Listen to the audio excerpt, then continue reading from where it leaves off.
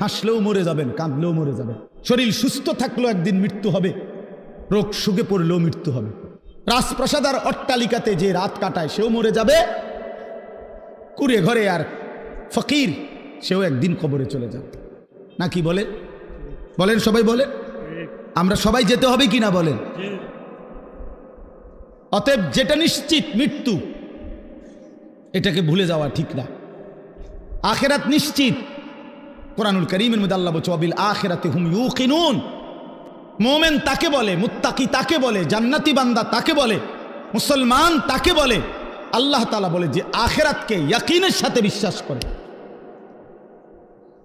ভাষা ভাষা না, ধারণা না, আখিরাত তার ইয়াকিন। আগুনে লাগলে পুড়ে যায়, এটা আমাদের ধারণা না, ইয়াকিন। কথা বোঝেন নাই আমার? আগুনে পুড়ে যায়, আমরা সবাই ইয়াকিন বিশ্বাস করি। এটা পানিতে ডুবে যায়, এটা আমাদের ইয়াকিন, এটা ধারণা না। মানুষে তো কয় আগুনে বেলে ফুরে যায়, মনে ফুরেও হইতেও পারে, এমনি মানুষে কয় এটা।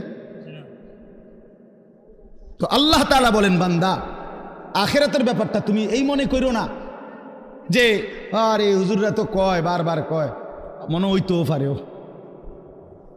হইতেও পারে। হ্যাঁ, এটারই আখিরাত না।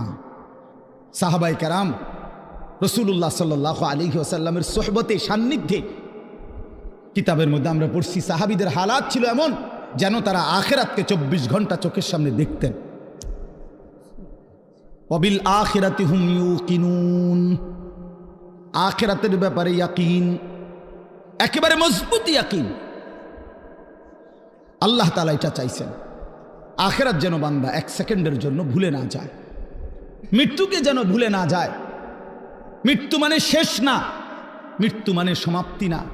দুনিয়ার ভদ্রলোকরা, দুনিয়ার জেনারেল লাইনের অনেক শিক্ষিত মানুষ, ওরা এগুলাকে বলে যে তিনি 60 বছর 70 বছর বিভিন্ন সেবামূলক মানব কল্যাণে বিভিন্নমুখী অবদান রেখে 70 বছরে তিনি তার জীবনের সমাপ্তি টানলেন। সমাপ্তি মানে কি? শেষ।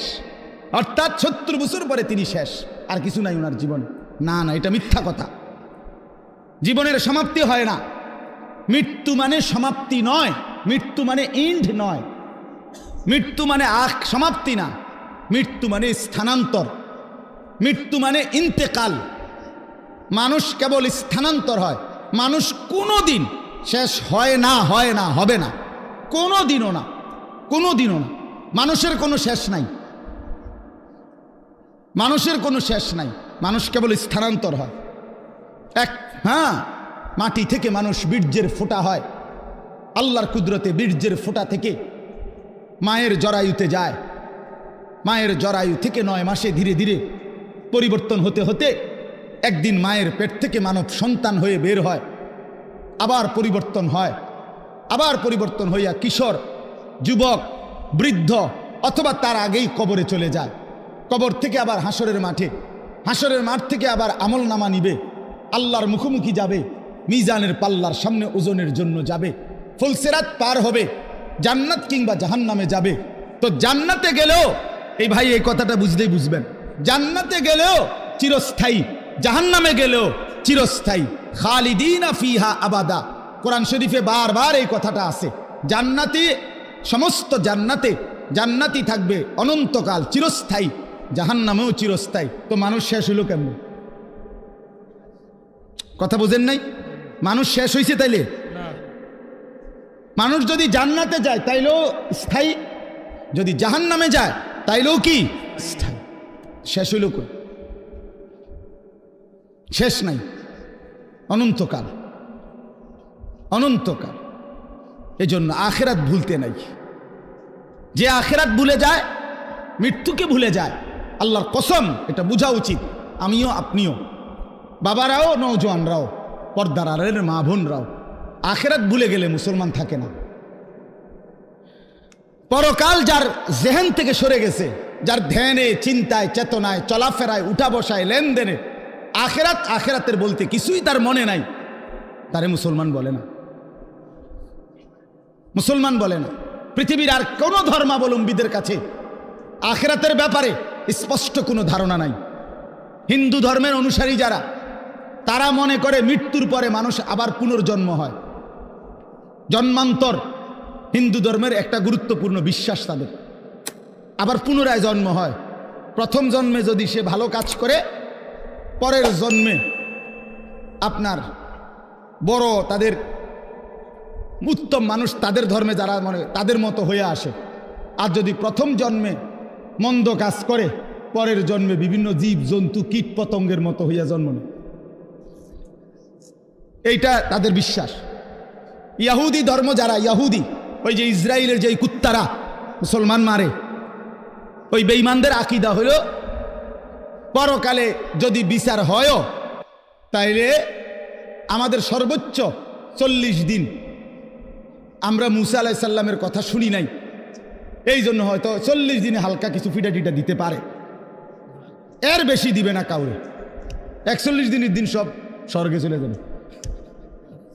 হ্যাঁ হ্যাঁ, এটা কোরআন শরীফে আছে। এটা এইভাবে খ্রিস্টানদের আকীদা হইল, এই যে সারা পৃথিবীর যত খ্রিস্টান ইউরোপের, তাদের কথা হইল আমরা পৃথিবীতে যত অপরাধই করি না কেন, আমাদের পরকালের সমস্ত অপরাধ মোচন করে আমাদেরকে স্বর্গে নিয়ে যাওয়ার জন্য আমাদের যেই ঈসা আল্লাহর পুত্র নাউজুবিল্লাহ দিয়েছেন, উনি সমস্ত পাপ নিজের কাঁধে তুলে নিয়ে আমাদেরকে স্বর্গে দিয়ে দেবেন। পাগলের কি পরিমাণ মাথা খারাপ! আমার এক হুজুরে বলতেন, আরে প্রথম মাথা খারাপ হইলে কয় পাগল, এরপরে আবার মাথা খারাপ হইলে কি করবে হেরে, তখন বলবে আরে যে পাগলের মাথা খারাপ। প্রথম তো মাথা খারাপ হয়েছিল আর এই পাগল হয়েছে, এখন আবার কি হয়েছে? আগে তার সিট ছিল 3-4টা, অনসি পুরাডি ছিঁড়ে গেছে। এই ধরনের মাথা খারাপেরা। তাইলে বিশ্বাস করেন ভাই, পৃথিবীর কারো কাছে কবর, হাসর, মিজান, আমলনামা, আল্লাহর মুখোমুখি দাঁড়ানো, মিজানের পাল্লায় ওজন হওয়া, ফুলসেরাত, জান্নাত জাহান্নাম, বিচার আচার হিসাব কিতাব, এগুলো নিয়ে স্বচ্ছ পবিত্র সঠিক বিশুদ্ধ ধারণা কারো কাছে নাই। একমাত্র আল্লাহর কোরআন, প্রিয় নবী সাল্লাল্লাহু আলাইহি ওয়াসাল্লামের হাদিস, এর মধ্যেই কবর, হাসর, আখিরাত, পরকালের সঠিক পূর্ণ বিবরণ আল্লাহ এবং তার রাসূল পেশ করেছেন। বলেন আলহামদুলিল্লাহ। নবী সাল্লাল্লাহু আলাইহি সাল্লাম ভাঙ্গা ভাঙ্গা বলছে, আমরা হাদিসে পড়ছি নবীজি সাল্লাল্লাহু আলাইহি ওয়াসাল্লাম জানাজা পড়তে গেছে। হযরত বারা ইবনে আযিব থেকে বর্ণিত, তিনি বলেন যে আমরা নবীজির সাথে এক সাহাবীর জানাজা পড়তে গেছি। তো যেখানে জানাজা হবে ওইখানে গিয়া দেখলো, নবীজি দেখলেন এখনো কবর খোঁড়া শেষ হয় নাই। বলেন মা ইয়ালহাদ, কবর খোঁড়া এখনো শেষ হয় নাই, তাহলে আরো সময় লাগবে 20-25 মিনিট, কথার কথা। তো এখন কবর খোঁড়া যদি শেষ না হয় তো জানাজা পড়বো কেমনে? কবর তো রেডি হয়েছে না এখন। তো নবীজি সাল্লাল্লাহু আলাইহি সাল্লাম সাথে সাথে ওইখানেই বসে গেছেন। সাহাবীরা গোল হয়ে চারদিকে বসছে, ওই যারা জানাজা পড়তে আসছিল। আল্লাহ নবী সাল্লাল্লাহু আলাইহি সাল্লাম হাতের মধ্যে একটা লাঠি, মানে কাঠি, ছোট মনে করেন একটা কাঠির মতো কিছু নিয়া নবী সাল্লাল্লাহু আলাইহি সাল্লাম মাথা নোয়াইয়া ওই মাটির মধ্যে কিছুক্ষণ এরকম আঁকা আঁকি করছে। হযরত বারা সাহাবী বলেন, কোনো মানুষ চিন্তিত হইলে যেরকম নিজে নিজে যেরকম দাগ দেয়, মানে মনে করেন আপনি একটা কিছু গভীর চিন্তা করতেছেন, তো হাতের মধ্যে একটা চাবি আছে, দেখবে চাবিটারে সে ঘুরায়, অথবা একটা না একটা কিছু, মানে বোঝা যায় সে একটা কি আছে, চিন্তার মধ্যে আছে। তো সাহাবী বলেন যে ওই ছোট যে লাঠিটা, এটা এরকম দাগ দিতেছে, আঁক দিতেছে, আমরা বুঝতেছি যে গভীর কোনো চিন্তা করতেছে। এরপরে নবীজি বললেন সাহাবীদেরকে 3 বার, প্রথম বললেন ইস্তাইযু মিন আযাবিল কবর, সাহাবীরা আল্লাহর কাছে দিবানিশি কবরের আযাব থেকে পানাহ চাও, কবরের আযাব থেকে আল্লাহর কাছে মুক্তি চাও। 3 বার বলছে কথাটা। এরপরে নবীজি সাল্লাল্লাহু আলাইহি ওয়াসাল্লাম এক টানা লম্বা হাদিস, 2 পৃষ্ঠার মতো বড় কিতাবে আল্লাহ নবী সাল্লাল্লাহু আলাইহি ওয়াসাল্লাম এই কোনো ব্যক্তির নেককারের রুহু কেমনে কবজ হয়, নাফরমানের রুহু কেমনে কবজ হয়, এই 2টার থেকে শুরু করে কবরের পুরা ঘটনাটা আল্লাহ নবী সাল্লাল্লাহু আলাইহি সাল্লাম বলছেন। সাহাবীরা মনোযোগ দিয়ে শুনছেন। চোখের পানি ফেলে কাঁদছেন। আল্লাহ নবী সাল্লাল্লাহু আলাইহি সাল্লাম বলেন, সাহাবীরা শুনো, কোনো নাফরমানের মৃত্যুর যখন পাপীর সময় হয়, মালাকুল মউত আজরাইল আইসা প্রথম ডাক দেয় যে, হে অপবিত্র আত্মা, আইয়াতুহান নাফসুল খাবিসা, এই খবিশ আত্মা বের হও, উখরুজি ইলা সাখাতিল্লাহ, আল্লাহর অসন্তুষ্টির দিকে বের হও। নবীজি বলেন, নাফরমান পাপী আল্লাহর অবাধ্য, তার রুহুটা তখন বের হতে চায় না। মালাকুল মউত আজরাইল কলিজাটার মধ্যে খপ করে ধইরা রুহুটা কলিজা থেকে টান দিয়া ছিঁড়ে ফেললেই রুহুটা তখন এই কণ্ঠনালীর কাছে, এখানে কণ্ঠনালীর যে শেষ জায়গা, এখানে এসে আটকায়া যায়। এই কলিজার থেকে ছিঁড়া এখানে যখন আটকায়, আল্লাহ নবী সাল্লাল্লাহু আলাইহি সাল্লাম বলেন আর বের হতে চায় না। আজরাইল তখন কোনো কিছুকে টাইনা হেসরাইয়া ছিঁড়া, টাইনা টুইনা হেসরাইয়া যেভাবে বের করে, মালাকুল মউত আজরাইল ওই নাফরমানের রুহুকে এইভাবে টাইনা হেসরাইয়া ছিঁড়া ফাইরা তারপরে বের করে, এজন্য দোস্ত আমার, বন্ধু আমার, রাসূলুল্লাহ সাল্লাল্লাহু আলাইহি ওয়াসাল্লাম বিস্তারিত একেবারে জান কবজ থেকে শুরু করে বর্ণনা দিচ্ছেন। কোরআন শরীফ আল্লাহ বারবার বলছেন, ফালাউলা ইযা বালাগাতিল হুলকুম, রব্বুল আলামিন বলে, কোন নাফরমানের রুহু যখন ছিঁড়ে গিয়ে কণ্ঠনালীতে এসে পৌঁছে, ওয়া আনতুম হিনা ইদিন তানজুরুন, তোমরা আশপাশের আত্মীয় স্বজন তখন তার দিকে তাকিয়ে থাকো, ওয়া নাহনু আকরাবু ইলাইহি মিনকুম ওয়ালাকিন লা তুবসিরুন, আমি আল্লাহ তো তখন সামনেই থাকি, কিন্তু তোমরা দেখো না। বলেন না, আল্লাহ বলেন আমিও দেখি, তোমরাও তাকায়া দেখো। তার রুহুটা বের হতে চাচ্ছে না, কণ্ঠনালীর কাছে আইসা আটকায়া গেছে। এরপর আল্লাহ বলেন, ফালাউলা ইন কুনতুম গায়রা মাদিনিন, যদি তোমরা মনে করো কবর নাই, আখিরাত নাই, পরকাল বলতে কিছু নাই, তারজিউনাহা ইন কুনতুম সাদিকিন, যদি তোমাদের এই কথাটাই সত্য হয়, তাইলে এই নাফরমানের রুহুটা তার কণ্ঠনালীর থেকে টেনে তার কলজার মধ্যে ফিরিয়ে দাও, দেখো না পারো কিনা। তাহলে বলেন সম্ভব তখন? মানে কেউ পারবে তো তখন নাকি? কোরআন শরীফের জন্য আছে, আল্লাহ বলছে আউলা লাকা ফাআউলা সুম্মা আউলা লাকা ফাআউলা। আল্লাহ বলে, নাফরমান বান্দা মনে রেখো, তুমি 4 বার কষ্ট পাইবা, তুমি 4 বার যন্ত্রণা পাইবা, তুমি 4 বার আযাব পাইবা। আমি আল্লাহ বলে রাখলাম, আউলা লাকা ফাআউলা সুম্মা আউলা লাকা ফাআউলা। একবার জান কবজের সময় কষ্ট পাইবা, 2 নম্বরে কবরে কষ্ট পাইবা, 3 নম্বরে হাসরের ময়দানে কষ্ট পাইবা, 4 নম্বরে জাহান্নামে কষ্ট পাইবা, জাহান্নামে কষ্ট পাইবা। এই জন্য ভাই আমি আপনাদের কাছে এবার আসেন, যে এই আয়াতগুলো পড়ছি, এই আর অল্প একটু সময়, এই আয়াতগুলো রাতের 11:30 বাজে, চিন্তা করেন বাইরে, এরপরও মানুষ কথা, কি আকল, কি দেমাগ, এরা থামবে কখন? চিন্তা করেন, মানুষের বিবেক, রাতের 11:30 বাজে গেছে, এরপরও বাহিরে কিছু মানুষ, আরে বাবা আপনি ঘুমাইলেই তো ভালো,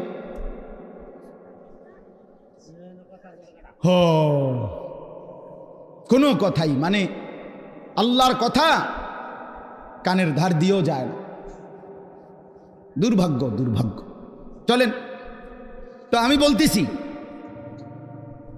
আখিরাতকে যদি কেউ ভুলে যায়, আর অল্প একটু আমার কথাটা শুনেন, আখিরাতকে কেউ ভুলে গেলে, যুবক ভাই তোমরাও শোনো ভাই, আখিরাতকে ভুলে গেলে সে আর মুসলমান থাকে না। মানুষ আখিরাতকে ভুলে গেলে মানুষ জানোয়ার হয়।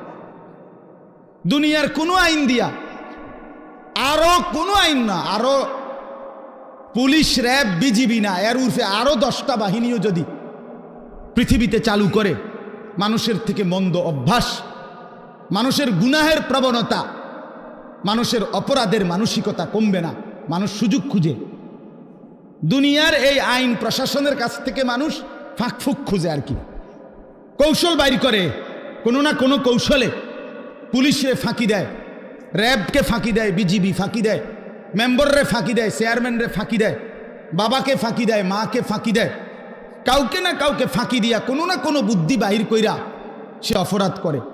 কিন্তু যার কলিজার ভিতরে আল্লাহর সামনে দাঁড়াইবার অনুভূতি, আখেরাত, পরকাল, নিজের বিচার, নিজের হিসাব, যে এই কথা দিল দিয়া বুঝে যে আমার এক সেকেন্ড আল্লাহর আড়ালে না, আমার প্রতি নিঃশ্বাসের হিসাব দিতে হবে, প্রতি সেকেন্ডের হিসাব দিতে হবে, আল্লাহর কসম এই আখেরাতের বিশ্বাস যার কলিজায় যতটা মজবুত হয়ে বসে তো ততটাই তার অপরাধ কমে যায়, আল্লাহর বন্দেগী বেড়ে যায়। আপনি যদি বলেন আমি হুজুরের মধ্যে, আপনি যদি বলেন হুজুর আমনের মধ্যেও অনেক গুনাহ আছে, আমনেরও হুজুরদের মধ্যে বহুত কি আছে, পাপ আছে, আমরা জানি, হ্যাঁ তো আমিও কই জানি, তো বুঝতে হবে আমার মধ্যে আখেরাতের ঘাটতি আছে, আপনার মধ্যে যেমন ঘাটতি। কথা বুঝছেন কি না বলেন? আমি কোনো বেহেশতের থেকে আইছি না, আমি আইছি সাবের বাজারের থেকে। বুঝছেন আমার কথাটা? আমি এখন কি বেহেশতের থেকে আইছি? কে? আমি আইছি ক্যান্টনমেন্ট থেকে। তো আমি তো বেহেশতের থেকে আসি নাই, আমাকে হিসাবের জন্য যাইতে হবে। আপনি যেমন দাঁড়াবেন আমিও দাঁড়াবো, আপনাকে যেমন হিসাব দিতে হবে আমাকেও দিতে হবে। এই জন্য আখেরাত ভুলে গেলে এক মানুষের অপরাধ বেড়ে যায়, এক মানুষের বন্দিগি ছুটে যায়। কেন নামাজ পড়ে না? আখেরাত মনে নাই। কেন চুরি করে, জিনা করে, ব্যভিচার করে, মদ খায়, জুয়া খেলে? কেন সারা রাত যুবক সারা রাত উলঙ্গ ছবি দেখে, নর্তকীর নাচ দেখে, জিনা ব্যভিচারের দৃশ্য দেখে? মুসলমানের বাচ্চা হইয়া কোনোদিন খুদার 365 দিনের একটা বছরে কোনোদিন ফজরের নামাজ পড়ে না। মুসলমানের বাচ্চা এত বড় জানোয়ার কেন হইল? মুসলমানের ঘরে জন্ম নিয়া এত বড় হাইওয়ান কেমনে হইল? এক মহিলা 30 বছর ধরে বেপর্দা, মুসলমান হওয়ার পরও কেমনে হইল? একজন মুসলমান হওয়ার পরে 30টা বছর ধরে সে কেমনে সুদ খায়, কিস্তি নেয়, এত মিথ্যা কথা, এত গালিগালাজ কেমনে করে? 60টা বছর হইয়া গেছে, বুড়া মিয়া এখনো বিড়ি খায় কেমনে? 60 বছর বয়স এখনো সাদওয়ানে বৈশা টেলিভিশনে নর্তকীর নাচ দেখে কেমনে? কারণ আখেরাত ভুলে গেছে। কি ভুলে গেছে বলেন না কেন? অথবা আখেরাত মনে আছে, তবে আখেরাতকে সামান্য কিছু মনে করছে। এ মনে ঘন্টা 2-1 একটা বিষয়, হয়তো 2টা থাপড় চটকনা দিয়া, বুঝেন না কথা? 2-1টা থাপ্পড় টাপ্পড় দিয়া মনে কি করে দিব, ছেড়ে দিব। অথচ বিষয়টা তো এমন না। আল্লাহ তাআলা কোরআনে বলছে হাসরের ময়দানের একদিন, একদিন, এক এক দিন, প্রতিদিন এক এক দিন 50,000 বছর। কোরআন শরীফের আয়াত, এটা কোনো হুজুরের ব্যাখ্যা না, ডাইরেক্ট কোরআনের আয়াত। ফি ইয়াউমিন কানা মিকদারুহু 50 আলফা সানা, প্রতিদিন একদিন হাসরের ময়দানের 50,000 বছর।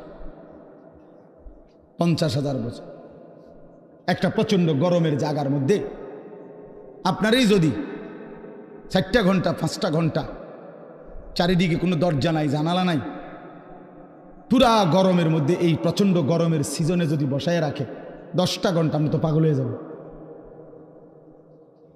আপনি তো গরমে পাগল হয়ে যাবেন। তো 50,000 বছর একদিনে মাথার উপরে সূর্যটা থাকলে দোস্ত আমার কি হবে অবস্থা? পায়ের নিচের জমিন তামার মতো হলে কি হবে? আল্লাহ নবী সাল্লাল্লাহু আলাইহি সাল্লাম বলছেন, উম্মত 1 সেকেন্ডের জন্য এই এক পাও রাখতে যেটুকু জায়গা, পায়ের তালু, এতটুকু জায়গার অতিরিক্ত কাউকে 1 সুতা জায়গা বেশি দেওয়া হবে না। মাউদাউ কাদামিন, শুধু পাও রাখবার জায়গাটাই হাসরের ময়দানে মিলবে। ডানে বামে সামনে পিছনে আর আগাইতেও পারবে না, পিছাইতেও পারবে না, এবং 1 সেকেন্ডের জন্য বসতে পারবে না। ইয়াউমা ইয়াকুমুন নাসু লিরাব্বিল আলামিন, দাঁড়িয়ে থাকতে হবে। মাথার উপরে সূর্য থাকবে, পায়ের নিচে জমিন তামার মতো, নড়াচড়ারও কোনো ডান বাম করার সুযোগ নাই। জাহান্নাম সামনে, অজি আয়াউমা ইদিম বি জাহান্নাম। কোরআন শরীফ আল্লাহ বলছে হাসরের ময়দানে জাহান্নামকে সকলের সামনে এনে দাঁড় করানো হবে, জাহান্নামকে দেখবে। এই অবস্থায় কেমন হবে হালাত? আমি এই বছর এই যে গত হজে আরাফার দিন, যেদিন হজের দিন, বিশ্বাস করেন হজের দিন আরাফাতের দিন মানে হজ্জের সময় ওই তাঁবুর বাহিরে দাঁড়াইয়া, খোলা আকাশের নিচে দাঁড়াইয়া দোয়া করা, এটা একটা সুন্নত, মানে নবীজির একটা আমল ছিল। নবীজি আরাফার দিন হজের দিন তাঁবুর থেকে সইরা আলগা হইয়া খালি আকাশের নিচে দোয়া করছেন লম্বা সময়। এই আমলটা করার জন্য বিশেষ করে এই বছরের হজে 2-3 বার বাইর হইছি। এ কদ্দুর 2টা মিনিটও বিশ্বাস করেন মনে হচ্ছে যেন আগুনের গোলা মারতে আছে শরীরে। গরম কাহাকে বলে, একেবারে পুড়ে গেছে পাউডা পুয়া। আমি বাড়িতে আসার পরও তো প্রায় 15-20 দিন আমার হাতের কোনো শোধ আসিল না, এত গরম ছিল এবছর। তো অথচ আমরা সবাই বৈজ্ঞানিক গবেষণা কি যেন আমাদের থেকে সূর্য কত দূরে, কত জি আচ্ছা এই ধরেন না যে দূর দূরে, এই 2,86,000 কণ আর 30 লক্ষ মাইল দূরে কণ, যাই বলেন অনেক দূরে কিনা বলেন না, এই লক্ষ লক্ষ মাইল দূরে সূর্যের তাপে যদি এই অবস্থা হয় তো মাথার উপরের সূর্যের কি অবস্থা হয়? কেন নামাজ পড়ো না ভাইয়া? এই বাপ মুসলমানের বাচ্চা, কেন নামাজ পড়ো না? ছেলেরা আমার কেন নামাজ পড়ো না? কেন নামাজ পড়ো না? মালিক আর কেমনে বললে নামাজ পড়তে? রাসূলুল্লাহ সাল্লাল্লাহু আলাইহি ওয়াসাল্লাম হাসরের ময়দানে জিজ্ঞাসা করবে, উম্মত পিঠটা তায়েফের পাথরের আঘাতে চাল্লির মতো ছিদ্র বানায় ফেলছিলাম, ক্ষুধার কষ্টে পেটে পাথর বাঁধছিলাম, 3 মাস আমার ঘরের চুলায় আগুন জ্বলে নাই, আমি উম্মত দান দান শহীদ করে রক্তে ভাসে গেছি, 23টা বছর আমি কোনোদিন ঠিকমতো ঘুমাই নাই, এত কাঁদলাম, এত রক্ত ঝরাইলাম, বিনিময়ে তোর কলজাটা নরম করতে পারলাম না, তোর দিলটা নরম করতে পারলাম না উম্মত। আমি আর কত কাঁদলে তুই আমার কথা শুনতাম? আমি আর কত রক্ত ঝরাইলে আমি নবীর কথা মনে পড়তো? বলেন কি বলবেন ভাই, বলেন কি জবাব হতে পারে তখন? আল্লাহ আল্লাহ আমাদেরকে বুঝ দান করে। এজন্য চলেন আমরা, আল্লাহ তাআলা আমাদেরকে বলছে, বান্দা তুমি জান্নাতে যাইতে হইলে তাকওয়া অর্জন করতে হবে। ঈমান তোমারে আমি এমনিই দিলাম, জন্মসূত্রেই মায়ের পেট থেকে বের হইছ, সাথে আমি ঈমানের দৌলত আমি তোমারে দিয়া দিছিলাম। মুসলমান মায়ের ঘরে জন্ম দিয়া ঈমান আমি তোমারে এমনিই দিছি, সর্বশ্রেষ্ঠ সম্পদ আমি এমনিই দিলাম। এবার তুমি আমার সাথে আরেকটা নিয়ামত তাকওয়া, এটা সাথে বুঝাইয়া দাও, ঈমান আর তাকওয়া আমার হাতে তুলে দিবা, আমার জান্নাত আমি তোমার হাতে তুলে দেব। এই তাকওয়া বুঝাইয়া দাও। ঈমানের পরে প্রত্যেকটা মুমিনের কাছে, মুসলমানের কাছে আল্লাহর পাকের চাওয়া তাকওয়া। আল্লাহ যেন বলে, ইসলাম তো তোমারে দিলাম, মুমিন তো তোমার পরিচয় হইল, তুমি তো নিজেরাই বলতেছো তুমি মুসলমান, তুমিই বলতেছো তুমি মুমিন। আমরা এখানে বলি না সবাই নিজেরা মুসলমান বলেন? পরে ভাই বলেন না, ছেলেরা বলো ভাই, এই পরিচয়ে কোনো অতৃপ্তি বা অসন্তুষ্টি আছে কারো? তাইলে আমরা আলহামদুলিল্লাহ এই ব্যাপারে আমরা সন্তুষ্ট যে আমি মুসলমান, আমি মুসলমান। তো আল্লাহ তাআলা বলেন, মুসলমানের পরিচয় তো তোমারে আমি দিলামই, এটা তো আমিই দিছি, তোমার কোনো যোগ্যতা নাই, তোমার বাবা মারও কোনো যোগ্যতা নাই। আমি কেন আমার বাপ মার ঘরে জন্ম নিলাম? এটা কি আমার বাপ মায়ের কোনো যোগ্যতা? আমি কেন মুসলমানের ঘরে জন্ম নিলাম? ওই লোকটা কেন হিন্দুর ঘরে জন্ম নিল? এর মধ্যে আমাদের কোনো সফলতা ব্যর্থতার কিছু আছে? না, আল্লাহর দয়া, আল্লাহর দয়া। তো আল্লাহ তাআলা বলেন ঈমান তো আমি দিলামই, ইসলাম আমি দিলাম, এবার তুমি তাকওয়া অবলম্বন করো। ইয়া আইয়ুহাল্লাযীনা আমানুত্তাকুল্লাহ, হে ঈমানদারগণ, ইত্তাকুল্লাহ, তাকওয়া অবলম্বন করো, তাকওয়া অবলম্বন করো, তাকওয়া অবলম্বন করো। বারবার বারবার বারবার তাকওয়া বুঝাইয়া দিবা, আমি অনন্তকালের জান্নাত বুঝাইয়া দিব। তাকওয়া কি? আল্লাহকে তাকওয়া দিতে বলছে আল্লাহ আমাদেরকে। আমরা মুসলমান, আমাদেরকে আল্লাহর সামনে তাকওয়া দিতে হবে বুঝায়া। তাকওয়া কি?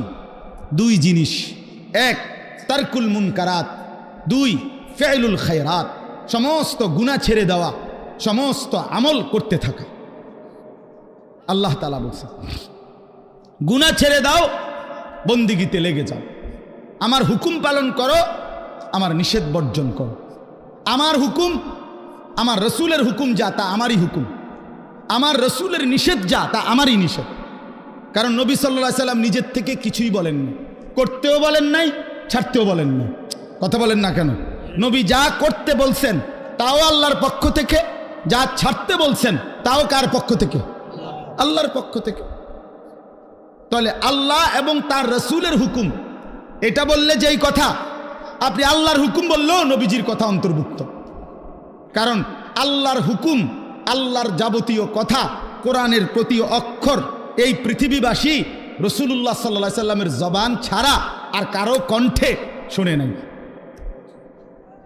কথা বলেন, কোরআন শরীফের একটি অক্ষরও পৃথিবীবাসী অন্য কারো মুখ দিয়া প্রথম শুনে নাই। প্রতিটা শব্দ কোরআন শুনছে কার জবান দিয়া? রাসূলুল্লাহ সাল্লাল্লাহু আলাইহি সাল্লামের জবান দিয়া। নাজিল তো করছেন আল্লাহ, কিন্তু পুরা 30 পারা কোরআন আল্লাহ নবীজির সিনাত নাজিল করছে। এরপরে বলছেন আমনে কোন, আমনে কোন, তো নবীজি শুনাইছে। এজন্য আল্লাহ তাআলা বলেন বান্দা গুনাহ ছেড়ে দাও, নেক আমলে লেগে যাও। তাহলে তাকওয়া বলে গুনাহ বর্জন কর। বাফ কষ্ট হইতেছে আমি জানি, রাত হয়ে গেছে, আমি শেষ করতে চাচ্ছি। আমি আপনাদেরকে বুঝাই, আবারও বলি, মনে কষ্ট নিয়েন না। কোনো মুসলমান নামাজ পড়ে, সে নামাজি। কোনো মুসলমান রোজা রাখে, সে রোজাদার। কোনো মুসলমান হজ করছে, সে হাজি সাহেব। এগুলো ঠিক আছে, কিন্তু কোনো মুসলমান দিনদার, কোনো মুসলমান ফরহেজগার, কোনো মুসলমান আল্লাহওয়ালা, এইটা বলতে হইলে শুধু নামাজ, শুধু রোজা, শুধু জাকাত, শুধু জিকির যথেষ্ট নয়, বরং পুরা দিন মানা জরুরি। প্রতিটা হালাল আপনাকেই মানতে হবে, প্রতিটা হারাম আপনাকেই ছাড়তে হবে, আমারও ছাড়তে হবে, আমারও ছাড়তে হবে। সমস্ত ইবাদত করতে হবে। জিকির তো আপনি খুব করেন, মাশাআল্লাহ, অনেক নেকি, কিন্তু আপনার উপরে যে হজ ফরজ। রোজা তো আপনি মাশাআল্লাহ খুব রাখেন, কিন্তু আপনার উপরে যে যাকাত ফরজ, সেটা কই? সেটা কই? আপনি নামাজ রোজা তো মাশাআল্লাহ খুব করেন, কিন্তু আপনার বউ বাচ্চার যে তাদেরকে নামাজ পড়তে বলা, তাদেরকে আল্লাহর ইবাদতের উপরে উঠাবার চেষ্টা করা, এটাও যে আপনার উপরে ফরজ দায়িত্ব, সেটা কই? আপনি দি ফুলারে কিছু কর না। তে আমনের ঘরে 16 বছরের এত বড় ডাকাত কোনোদিন নামাজ পড়ে না, একদিনও ফজরের নামাজ পড়ে না। আপনি এই ঘরে ঘুমান, আমনের ফুলাও এই ঘরে ঘুমায়। এত বড় জানোয়ার আমনের ঘরে ঘুমায় কেন? হ্যাঁ, এত বড় হাইওয়ান, এত বড় চতুষ্পদ জন্তু মুসলমানের ঘরে ঘুমায় কেন? এই নাফরমান কতদিন পরে নামাজ পড়বে বলেন? আপনার বিবি কত বছর পরে পর্দা করবে? আপনি যদি বলেন আমি কইছি তো, শুনে না। কয়বার কইছেন? 950 বছর। তো নূহ আলাইহিস সালাম তো 950 বছর বলছে। আপনি যদি কইছেন সর্বোচ্চ 10 বার, 50 বার, আর মনে করেন আপনি 50,000 বারে কইছেন, তো 50,000 বার বলার পরে অথবা 3 বছর বলছেন, অথবা 10 বছর বলছেন, তো 10 বছর পরে আর বলতে হবে না। এই ছুটি আপনারে কে দিল? আমার কথাটা বুঝছেন? আমি যে হুজুর বিশ্বাস করেন, আমি তারে বলতে বলতে মনে 50,000 বার কইছি, তো আচ্ছা, তো ঠিক আছে, আমি ধরে নিলাম, বিশ্বাসও করলাম। তো 50,000 বার বলার পরে ছুটি, এই কথা আপনারে কে অনুমতি দিল? আছে এমন কোনো অনুমতি নাই। এই জন্য বাবাদেরকে বলি, সন্তানের, স্ত্রীর, ঘরের মানুষ যারা আপনার ছেলে মেয়ে বউ বাচ্চা, এদের ঈমানের ফিকির, আখিরাতের ফিকির, নামাজের ফিকির, ইবাদতের ফিকির, আল্লাহর কসম এটা হলো আপনার প্রথম প্রধান মূল দায়িত্ব। ভাত মাছ চাল ডাল, ঘর সংসার ফার্নিচার, বিদেশ কিংবা দেশ, চাকরি কিংবা ব্যবসা, দোকান কিংবা ভিট, ক্ষেত কিংবা খামার, এগুলোর ব্যবস্থা পারলে করলেন, না পারলে যদি না করতে পারেন, আল্লাহর কসম আখিরাতে কোনো জবাব দিতে হবে না। আপনার ছেলে মেয়ের জন্য যদি আপনি বিল্ডিং করে দিতে না পারেন, খাট বানায় দিতে না পারেন, তারে যদি আপনি বিদেশ না পাঠাইতে পারেন, এর জন্য হাসরে আপনি আটকাবেন না। কিন্তু তারে কেন নামাজ পড়তে বললেন না, সেজদা দিতে বললেন না, পর্দা করতে বললেন না, তারে কেন গুনাহ ছাড়াইতে চেষ্টা করলেন না, তারে কেন টেলিভিশন, মোবাইল, নাটক, সিনেমার থেকে বাঁচাইতে চেষ্টা করলেন না, এই জন্য আপনি আল্লাহর কাছে জবাবদিহি করতে হবে। এই আমরা আমাদের চেষ্টা করলাম আপনার ঘরে বুঝায় করার। তো আল্লাহ তাআলা বলেন, বান্দা তাকওয়া বুঝায় দাও, আমার জান্নাত বুঝে নাও। গুনাহ ছেড়ে দিলে বলে, হুজুর আমি সব পারমু কিনা? আপনি সব পারবেন কিনা? সব বলতে আপনি কয়টা বুঝছেন? আপনি জানেননি মোট শরীয়তের বিধান? বলে যে শরীয়তের বিধান হইল, করণীয় হইল মোট 30টা, বর্জনীয় হইল মোট 28টা। এরকম আপনি শুরু না করবেন, আপনি শুরু করবেন, আপনি যাবেন আল্লাহর হুকুম মানার জন্য, আপনি আগাবেন 1 কদম, রব্বে করিম রহমত নিয়ে আসবেন 100 কদম। আল্লাহ বলছে, বান্দা তুমি আইসো 1 বিঘত, আমি আসবো 1 হাত। তুমি আসবা 1 হাত, আমি রহমত নিয়ে আসবো 2 হাত। তুমি আসবা হাঁটতে হাঁটতে, আমি রহমত মাগফিরাত নিয়ে আসবো দৌড়তে দৌড়তে। কাজেই বান্দা তুমি ঘাবড়াইও না, আমি তো আছি বান্দা।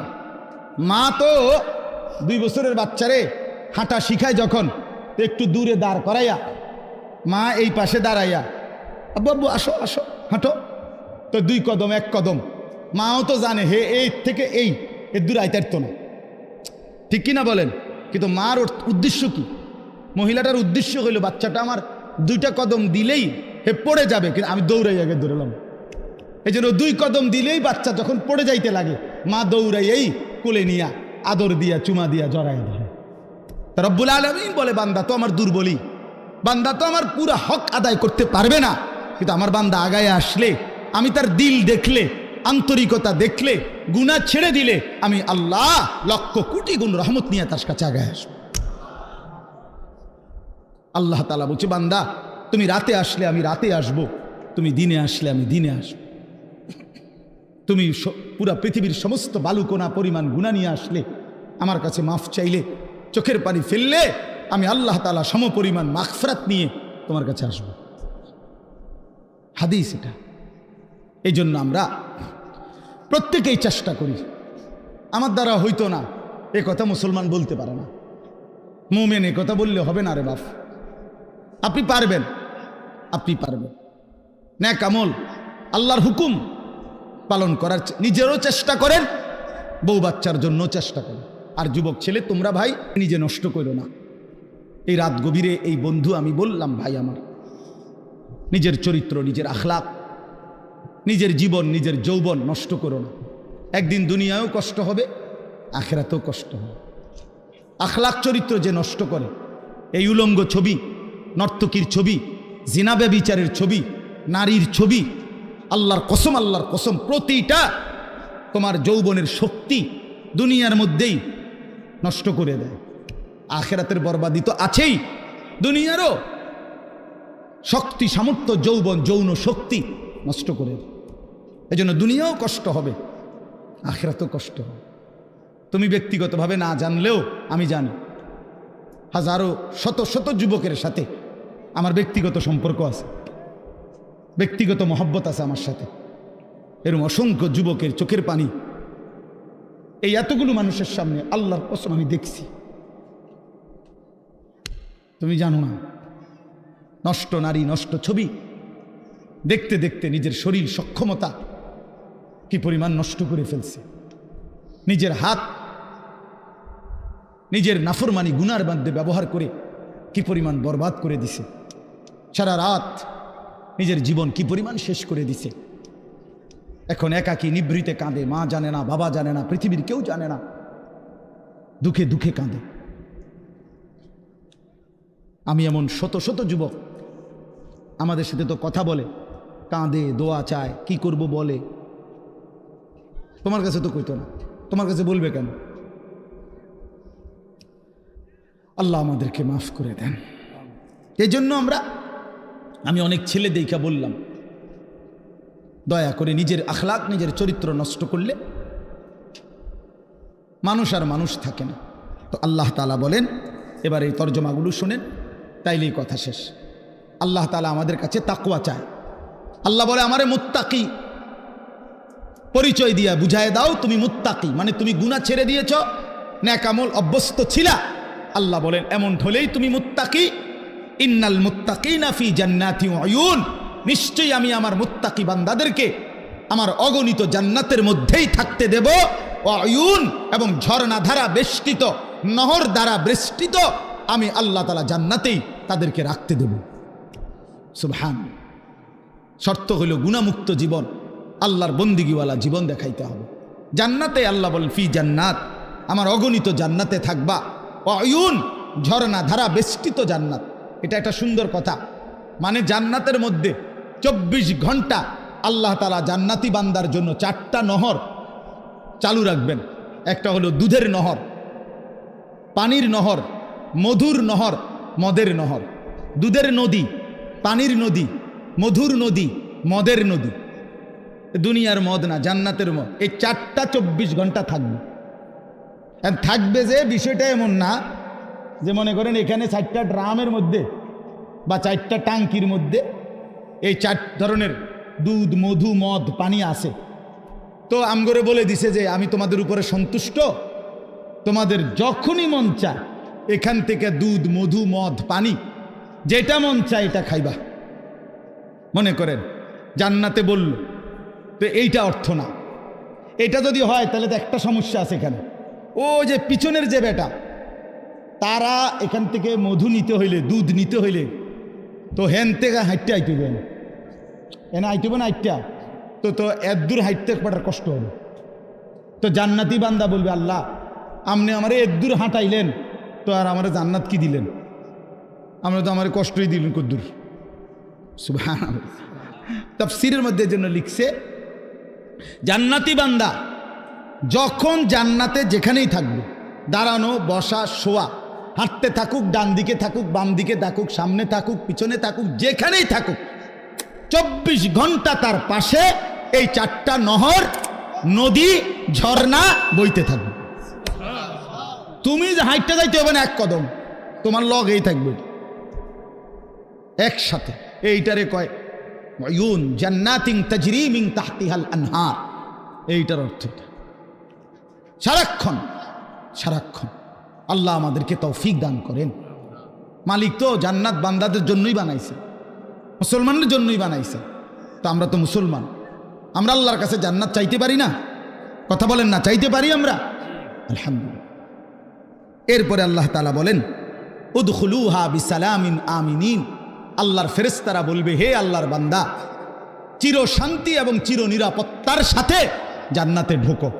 আর কোনো দিন অশান্তি মিলবে না, আর কোনো দিন বিপদ মুসিবত আসবে না।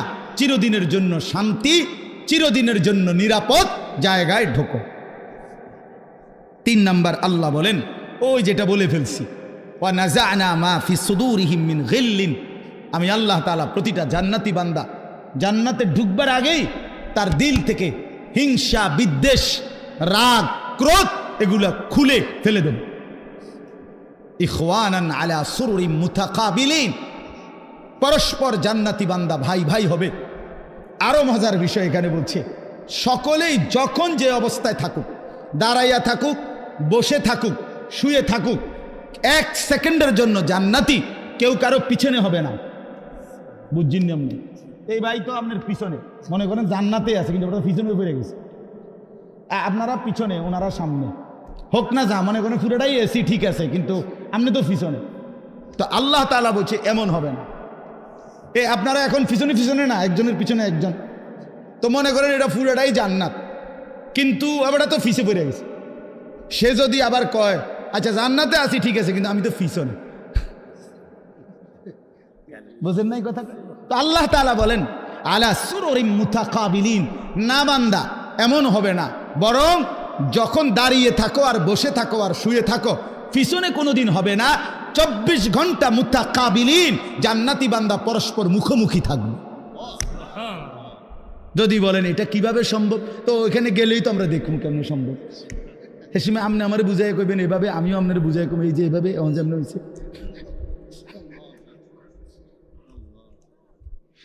লা ইয়ামাসসুহুম ফিহা নাসাবুন, রব্বুল আলামিন বলে 1,00,000 কোটি বছরে জান্নাতীর কোনো দিন কোনো ক্লান্তি আসবে না। দুনিয়ায় দুঃখেও মানুষের ক্লান্ত হয়, আবার সুখেও ক্লান্ত হয়, হাসতে হাসতেও কাহিল হয়ে যায়, কানতে কানতেও কাহিল হয়ে যায়, খেলতে খেলতেও দুর্বল হয়ে যায়, হয় না? অনেকক্ষণ ধরে খেলতেছে তো এখন কি লাগতেছে? কাহিল লাগতেছে। তো হাসতে হাসতেও কাহিল হয়, কানতে কানতেও কাহিল হয়। আল্লাহ বলেন জান্নাতি বান্দা যত সুখের মধ্যেই থাকুক না কেন, 24 ঘন্টা কখনোই কোনো ক্লান্তি আসবে না। ওমা হুম মিনহা বিমুখরাজিন, রব্বুল আলামিন বলেন কোনো দিন 1,00,000 কোটি বছরে জান্নাতি বান্দাকে 1 সেকেন্ডের জন্য জান্নাত থেকে বের করা হবে না, কোনো দিন বাহির হবে না, অনন্তকালের জন্য থাকবে। এবার শেষ কথা বন্ধু, নব্বি এই বাদি আন্নি আনাল গফুরুর রহিম। রব্বুল আলামিন বলেন এমন সুন্দর এমন সুখের জান্নাত আমি আল্লাহ বর্ণনা দেওয়ার পরে বন্ধু ও নবী আপনাকে বলছি, কোন উম্মত যদি আপনার বলে আল্লাহ আমি তো শুনেছি জান্নাতের কথা, যেতেও মন চায়, কিন্তু এই পরিমাণ গুনার নাফরমানি করেছি রব্বুল আলামিন, যার কারণে গুনাহ তো অনেক বেশি, জান্নাতের আশাই করতে পারি না। আল্লাহ বলেন বন্ধু আপনি আমার সেই বান্দাদেরকে বলে দেন আন্নি আনাল গফুরুর রহিম, যত 1,00,000 কোটি গুনাহ হোক না কেন ছেড়ে দিয়ে তওবা করে চোখের পানি ফেলে যদি আমি আল্লাহর দিকে ফিরে আসে, আমি আল্লাহ ওয়াদা দিলাম আসমান ছোঁয়া গুনাহ হলেও আমি আল্লাহ গফুর, আমি নিশ্চিত মাফ করে দেব। জান্নাতে যেতে চাও, অনেক গুনাহ, আল্লাহ বলে বান্দা ঘাবড়াইও না, তুমি যদি ফিরে আসো, আগের গুনাহ ছেড়ে দাও, চোখের পানি ফেলে মাফ চাও, আর করবে না ওয়াদা দাও, তো আমি 90 বছরের গুনাহ একসাথে 1 সেকেন্ডে মাফ করে দেব। 7 আসমান উঁচা গুনাহ মাফ করে দেব। তবে শর্ত হলো আসবা কিনা বলো, ফিরবা কিনা বলো, আগের গুরু ছাড়বা কিনা বলো। বিড়ি খাইতে খাইতে আস্তাগফিরুল্লাহ কইলে হইতো না, কথা বুঝেন নাই? টেলিভিশন চাইতে চাইতে তওবা তওবা কইলে হইতো না। আমাদের তো আমরা না বুঝি না, আল্লাহ তো বুঝে বাবা। আমরা তো অনেক সময় আছি এমনি ডুল্লা ডুল্লা আস্তাগফিরুল্লাহ তো পড়ি, কিন্তু গুনাহ থেকে আসলে ইস্তেগফার না, এটা মুখে বলে আর কি, জানে সে গুনাহ ছাড়বে না, তো এটা কিসের আস্তাগফিরুল্লাহ হলো? আপনার ইয়াকিন দিলের মধ্যে আপনি মিথ্যা ছাড়বেন না, তো আপনি কি গুনার তওবা করতেছেন?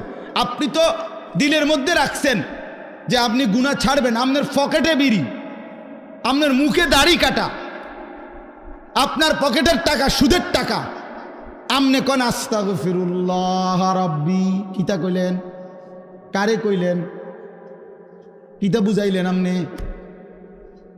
হ্যাঁ, এই জন্য বললাম আল্লাহ তাআলা বলে তওবা হলো বান্দা আগের গুনাহ ছেড়ে দেওয়া, আর করবে না ওয়াদা দিয়া লজ্জিত হয়ে মাফ চাওয়া। এমন হলে আমি 90 বছরের গুনাহ মাফ করে দেব। ওয়া আন্না আযাবি হুয়াল আযাবুল আলীম। আল্লাহ তাআলা বলেন এই শেষ কথা ভাই, আমার এই শেষ লাইনটা শুনেন। যুবক ভাই তোমরাও শোনো, কষ্ট করছো তোমরা, সবাই মনোযোগ দিয়ে শুনে নাই, আমি দেখছি 2-4টা ছেলে পেলে এমনও যারা মনোযোগ দিয়ে শুনে নাই, কথা বলছে পরস্পর, অথবা একজনের কান্দের উপরে আরেকজন ভর দিয়ে রাখছে। মনে রাখবেন এটা অসভ্যতা। কোনো প্রাপ্তবয়স্ক ছেলে মানে 14 বছর 15 বছর থেকে উপরে যারা সাবালক অর্থাৎ যাদের উপরে গোসল ফরজ হয় এমন সাবালক ছেলে একজন আরেকজনকে জড়ায়া ধরা, এটা সম্পূর্ণভাবে শাহওয়াত, এটা অসভ্যতার অংশ।